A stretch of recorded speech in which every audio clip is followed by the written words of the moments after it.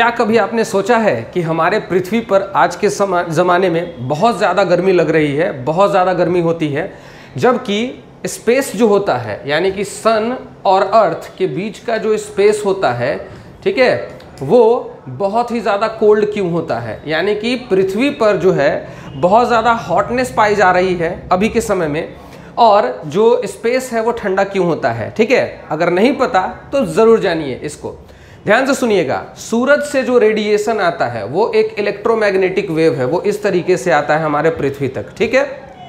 अब सूरज और पृथ्वी के बीच में जो स्पेस है वो कंप्लीटली वैक्यूम तो नहीं है, बट ऑलमोस्ट वैक्यूम है। इसका मतलब there is nothing between the sun and earth, यानी कि सूरज और पृथ्वी के बीच में कोई एयर मॉलिक्यूल नहीं है, कोई वाटर वेपर नहीं है, किसी तरह का डस्ट पार्टिकल नहीं है। अब इससे क्या होता है कि जब भी कोई एयर या वाटर मॉलिक्यूल्स जो है इसके बीच में है नहीं, तो वो हीट को एब्जॉर्ब करेगा नहीं, करेगा क्या? नहीं करेगा। लेकिन पृथ्वी जो है उसमें आप पढ़ते होंगे कि पृथ्वी जो है उसके चारों तरफ एयर और भी बहुत सारे चीज़ों के लेयर्स बने हुए हैं, जिसको एटमॉस्फेरिक लेयर बोलते हैं। अब इस एटमॉस्फेयर में जो गैसियस मॉलिक्यूल्स पाए जाते हैं वो क्या करते हैं, इसके हीट एनर्जी को, मतलब सूरज से जो हीट एनर्जी आ रहा है इलेक्ट्रोमैग्नेटिक वेव, पृथ्वी के एटमॉस्फेयर में एंटर कर गया। अब पृथ्वी के एटमॉस्फेयर के अंदर क्या है? गैसियस मॉलिक्यूल्स है, वाटर वेपर है, कार्बन डाइऑक्साइड, ऑक्सीजन, नाइट्रोजन सब है। ये क्या करते हैं, सूरज से आते हुए electromagnetic wave in the form of infrared red, जिसको इंफ्रारेड रेडिएशन, जिसको हम लोग हीट एनर्जी के नाम से जानते हैं, उस चीज को जो गैसियस मॉलिक्यूल है एब्जॉर्ब कर लेते हैं।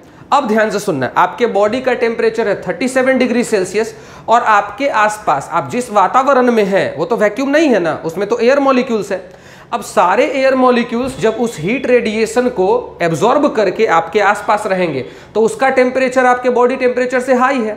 अब हीट एनर्जी की एक खास बात होती है हीट एनर्जी की, कि ये फ्लो करता है हमेशा लो टेम्परेचर बॉडी से हाई टेम्परेचर बॉडी की, हाई टेम्परेचर बॉडी से लो टेम्परेचर बॉडी की तरफ जाता है ये, ठीक है। ये हाई टेम्परेचर बॉडी से लो टेम्परेचर बॉडी की तरफ आता है। समझ में आ गई बातें? तो अगर gaseous molecule higher temperature region में है और आपका बॉडी लोअर टेम्परेचर पड़ गया उसके सामने, तो क्या होगा? हीट आपका बॉडी में आने लगेगा, यानी कि हीट जो है वो गैसियस मॉलिक्यूल से आपके बॉडी में ट्रांसफर हो गया। हीट गेन किया किसके बॉडी ने? आपके बॉडी ने। That's why you feel very hot in summer days, ठीक है ना। तो ये प्रिंसिपल काम आता है कि भाई जो हमारा स्पेस है वो कोल्ड क्यों है, समझ में आ गया? क्योंकि स्पेस में कोई एयर मॉलिक्यूल्स या कुछ भी ऐसा नहीं है जो हीट को एब्जॉर्ब कर सके, ठीक है ना। दैट्स वाई स्पेस जो होता है वो कोल्ड होता है, ठीक है ना। Thanks for watching the video, और तब तक के लिए स्टे सेफ, हैव फन। जय हिंद, वंदे मातरम। मिलते हैं नेक्स्ट वीडियो।